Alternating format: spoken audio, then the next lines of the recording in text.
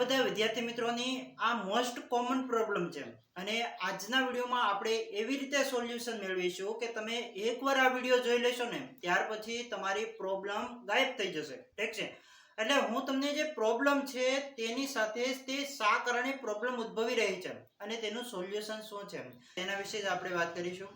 એટલે વિદ્યાર્થી મિત્રો આ વિડીયો અંત સુધી જોવાનું રાખજો. ચાલો શરૂઆત કરીએ. સૌપ્રથમ હું તમને વાત કરું તો ઘણા બધા વિદ્યાર્થી મિત્રોની પ્રોબ્લેમ શું છે. ઓકે, તો લો કોન્ફિડન્સની પ્રોબ્લેમ છે, એટલે કોન્ફિડન્સ આવતું નથી. શું નથી આવતું? કોન્ફિડન્સ એટલે કે આત્મવિશ્વાસ. ઠીક છે, હવે લો કોન્ફિડન્સની પ્રોબ્લેમ જ્યારે હોય ને તો તેમાં કયા એવા પોઈન્ટ છે જે રોલ ભજવે છે. ઓકે, શા માટે લો કોન્ફિડન્સ આવે છે? તો ફેલરનો ડર, એટલે કે આપણે ફેલ થઈ જશું તો ઓકે, કોઈ પણ કામ સ્ટાર્ટ કરીએ, કોઈ પણ વર્ક સ્ટાર્ટ કરીએ આપણે, અને તેમાં આપણે પેલો ડાઉટ એવો થાય કે આ કામ ફેલ થઈ જશે તો આપણે જ્યારે પેપર લખીએ છીએ પેપરની પહેલા ઓકે આપણે કેવો કોન્ફિડન્સ હોય છે, આપણે જો વાંચેલું હોય છે, આપણે બધું આવડતું જ હોય છે તો કોન્ફિડન્સ હાઈ લેવલનો હોય છે કે પેપર આપણે પૂરું કરીને જ આવશું અને એમાં રોકડા માર્ક મળશે આપણને. પરંતુ અમુક વાર એવું થાય છે કે આપણે અડધું વાંચેલું હોય છે, અડધું વાંચ્યું નથી, એટલે થોડું યાદ રહે છે, થોડું યાદ નથી રહેતું, એવી પ્રોબ્લેમ જોવા મળે છે. તો તેના કારણે શું આવે છે કે લો કોન્ફિડન્સ થઈ જાય છે. કોન્ફિડન્સમાં એટલે આત્મવિશ્વાસ આપણે ઓછો થઈ જાય છે કે આમાં હું પાસ થઈશ કે નહીં થઈશ. તો તેનો મોસ્ટ કોમન પ્રોબ્લેમ એવું છે કે ફેલરનો ડર છે, એટલે કે નાપાસ થવાનો ડર છે. ત્યાર પછી હવે આનું સોલ્યુશન શું છે? તો સ્મોલ એક્શન સ્ટાર્ટ કરી શકો છો તમે. સ્મોલ એક્શન એટલે કેવી રીતે એક્શન લઈ શકો?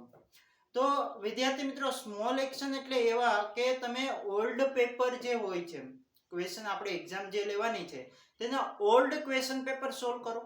ત્યાર પછી તમને થોડું કોન્ફિડન્સ બિલ્ડ થશે.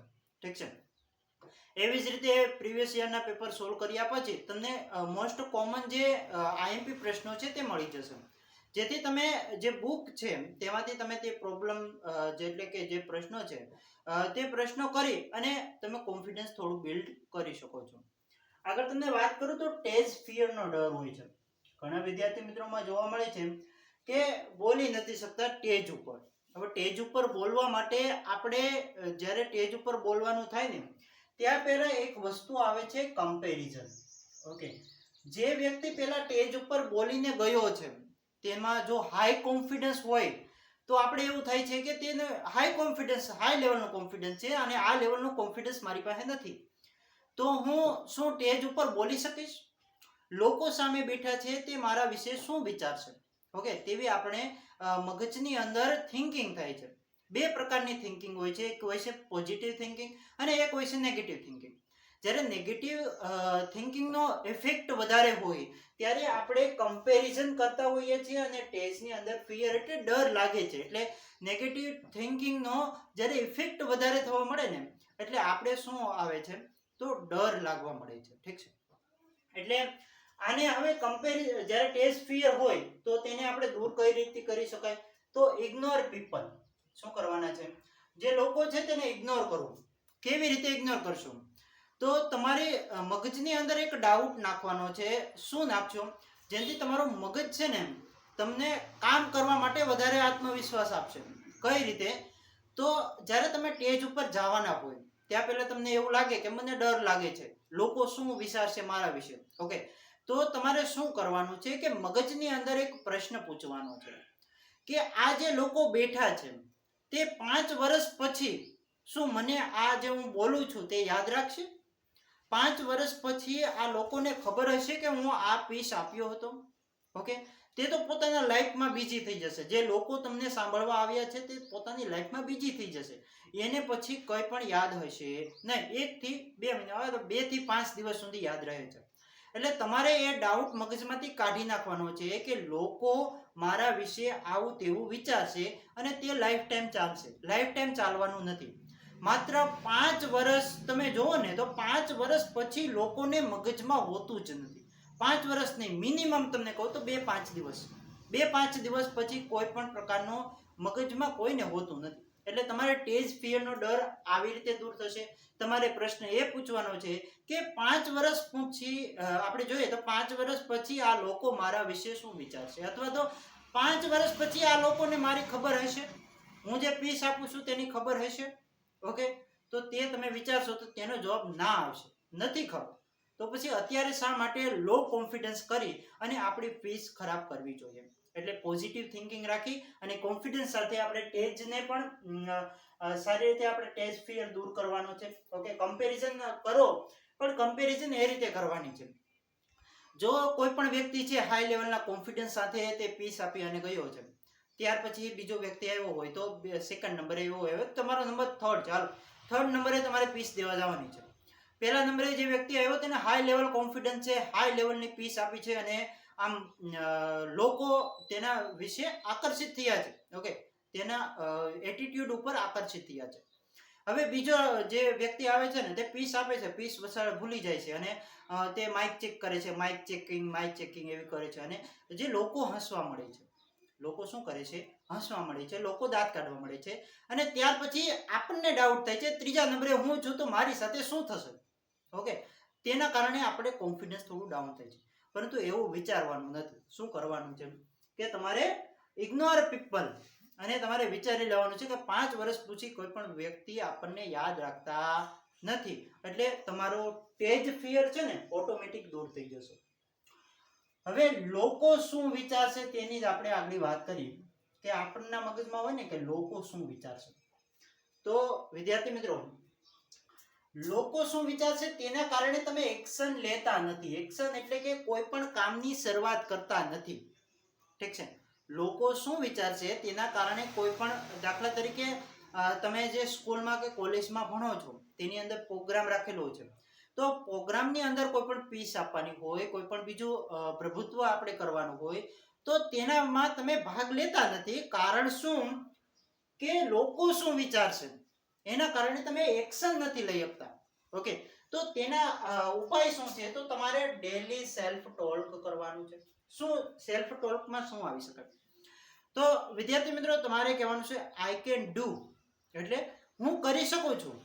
ઓકે, મારામાં એટલો આત્મવિશ્વાસ છે કે હું કરી શકું છું. મેં તૈયારી એ પ્રકારની કરી છે તે મારામાં આત્મવિશ્વાસ આવી ગયો છે અને હું કરી શકું છું, હું લોકો સામે બોલી શકું છું. ઓકે, ટેસ્ટ ફિયર આ રીતે તમારો દૂર થઈ જશે. ડેલી સેલ્ફ ટોકની અંદર તમારે આઈ કેન ડુ, પછી I am the best. Okay, I can do, I am the best. પછી બીજા કહી શકાય કે today is my day. Okay, today is my day. અથવા આપણે બીજા કહી શકાય કે ગોડ ઓલવેઝ વિથ મી, ભગવાન હંમેશા મારી સાથે છે. તો પછી ડરવાની શું વાત છે? ઓકે, એવી રીતે તમે ડેલી સેલ્ફ ટોક પણ કરી શકો છો, જેથી તમે શું લોકો શું વિચારશે તે તમારા મગજમાંથી દૂર થઈ જશે અને તમે એક્શન લેશો તેનાથી તમારા ઇમ્પ્રુવમેન્ટ આવશે, તમારી સેલ્ફ ડેવલપ થશે. ઠીક છે, આગળ વાત કરું તે બોલવામાં ડર લાગે છે. ભાઈ, શું કરવું જોઈએ? બોલવામાં ડર લાગવાનું કારણ શું છે? Negative thinking. આપણી જે વિચારસરણી છે તે નેગેટિવ આવી જાય ત્યારે બોલવામાં ડર લાગે. કોઈ પણ બે વ્યક્તિ છે, હોનેસ્ટ છે, ટોપર વ્યક્તિ છે, ઓકે, અને તે વ્યક્તિને આપણે ડાઉટ પૂછવો છે કે મારે આ પ્રશ્ન છે, તમે આનો જવાબ મને આપશો? ઓકે, તો ક્યારે નેગેટિવ થિંકિંગ આવે મગજમાં કે આ લોકો છે કે એમ વિચારશે કે મને આ આવડતું નથી, આ સાવ સિમ્પલ છે, કે આવું છે તેવું છે, કે મને આ આવડતું નથી. એટલે જે સામેવાળો વ્યક્તિ ટોપર છે, જે વ્યક્તિ, તેને આપણે પૂછવું જોઈએ. અથવા તો ટીચરને આપણે કોઈ પણ પ્રશ્ન પૂછવાના હોય તો ત્યારે આપણે પૂછીએ તો ટીચર શું જવાબ આપશે? ઓકે, એકવાર પૂછો છે, બીજી વાર પૂછો, ત્રીજી વાર આપણે ફરીવાર ડાઉટ થયો તો ત્રીજી વાર પૂછીએ તો ટીચર શું જવાબ આપશે? એ આપણને વિચારવાનું નથી. પરંતુ જો તમે નેગેટિવ થિંકિંગથી દૂર થઈ જશો, પોઝિટિવ થિંકિંગની અંદર આવશો તો તમારે શું થશે? બોલવામાં ડર નહીં લાગે. ઠીક છે, બોલવામાં ડર નહીં લાગે. બે પ્રકારની થિંકિંગ છે, એક પોઝિટિવ થિંકિંગ અને એક નેગેટિવ થિંકિંગ. પોઝિટિવ થિંકિંગ જ્યારે ને આપણે તમે છે ને ઓબ્ઝર્વ કરો, યુ કેન ઓબ્ઝર્વ. કેવી રીતે ઓબ્ઝર્વ કરવું? કે અત્યારે જે સ્થિતિ છે, કોઈ પણ સ્થિતિમાં તમે અંદર કન્ફ્યુઝનમાં છો તો તે સ્થિતિમાં તમે જુઓ કે આ પોઝિટિવ થિંકિંગ છે કે આ નેગેટિવ થિંકિંગ છે. હવે તમે બે પહેલું આપો કે પહેલું એ છે કે પોઝિટિવ થિંકિંગ એટલે આપણે પોઝિટિવ રીતે વિચારીએ તો આ કેવી રીતે બની શકે અને નેગેટિવ રીતે વિચારીએ તો કેવી રીતે બની શકે. દાખલા તરીકે હું તમને કહું તો એક ટીચર છે જેને આપને પ્રશ્ન પૂછવાનો છે. આપણે એને પ્રશ્ન પૂછીએ ટીચરને કે મને આનો ડાઉટ છે. હવે આપણે મનમાં એવો ગભરાટ લઈએ કે ટીચર મને જવાબ નહીં આપે, ટીચરને કેવી રીતે પૂછવું, અને કોઈ પણ સ્ટુડન્ટ ટોપર છે અને તેને બધાના પ્રશ્નોના ઘણા ખરા જવાબ ખબર હોય અથવા તો તેને આવડતો હોય પ્રશ્ન, આપણને ખબર છે કે તેને આવડે છે, તો તેને કેવી રીતે પૂછવું. તો આપણી અંદર શું આવે છે? ડર આવે છે. ઓકે, હવે વિદ્યાર્થી મિત્રો આપણી અંદર થિંકિંગ પણ આવે છે, નેગેટિવ થિંકિંગ. હવે નેગેટિવ થિંકિંગ તો તે મારા વિશે શું વિચારશે, તે નેગેટિવ થિંકિંગ છે. તો આપણે એવી રીતે કહી શકાય કે જો હું આ પ્રશ્નનું સોલ્યુશન મેળવી લઈશ તો એક્ઝામની અંદર જો આ પ્રશ્ન પૂછાશે ને તો મને ફાયદો થશે. ઓકે, એ રીતે આપણે વિચારીએ. બીજું, જો આ પ્રશ્નનું સોલ્યુશન નહીં મળે તો હું શું કરીશ, એટલે કે આ પ્રશ્નનું સોલ્યુશન મને નહીં મળે તો એક્ઝામની અંદર હું સારો સ્કોર નહીં કરી શકું, અને સારો સ્કોર નહીં કરી શકું એટલે મારું કોન્ફિડન્સ કેવું રહેશે? ડાઉન રહેશે. એટલે આપણે પોઈન્ટ ઓફ વ્યૂથી જોઈએ તો પોઝિટિવ જે માઇન્ડસેટ છે તે પોઝિટિવ માઇન્ડસેટથી આપણે કહીએ તો જે ટીચર છે એ ટીચરને ક્વેશ્ચન પૂછવો અને ટોપર વિદ્યાર્થીને ક્વેશ્ચન પૂછવો એ પોઝિટિવ થિંકિંગની અંદર આવે છે. એટલે આપણે એનો સોલ્યુશન મળી જશે, અથવા બીજી કોઈ માધ્યમથી આપણે એનો સોલ્યુશન મેળવવાનું છે.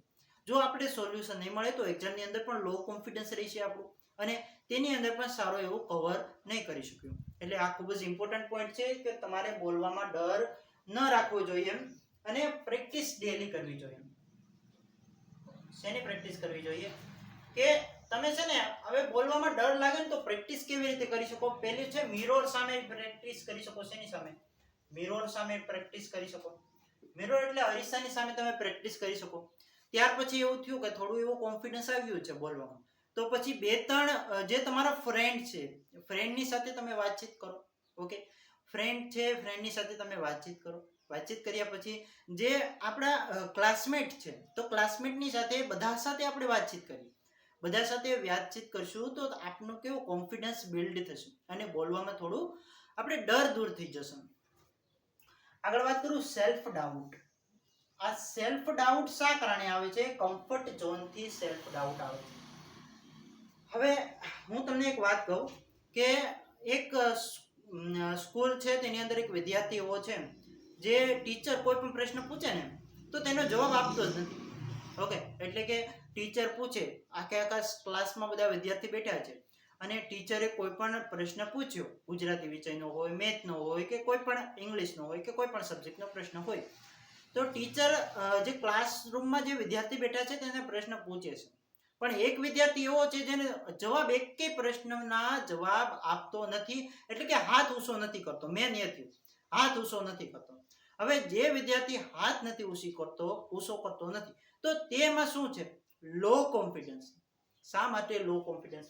કારણ કે પોતાના કમ્ફર્ટ ઝોનની અંદર તે છે, પોતાના કમ્ફર્ટ ઝોનની અંદર છે. તે કમ્ફર્ટ ઝોન ક્યારે દૂર થશે? જ્યારે તે 2-4 મિત્રો સાથે વાતચીત કરશે તે પ્રશ્ન વિશે, આગળના લેક્ચર વિશે. ત્યાર પછી ટીચર કોઈ પણ પ્રશ્ન પૂછે તો તેમાં હાથ ઊંચો કરી અને જવાબ આવશે કે મને આવડે છે, અને જવાબ પણ આવશે, ભલે ખોટો પડે પણ જવાબ આવશે. એનાથી શું થશે? તેને ટેવ પડશે, ધીમે ધીમે તેનો કોન્ફિડન્સ હાઈ લેવલે જશે.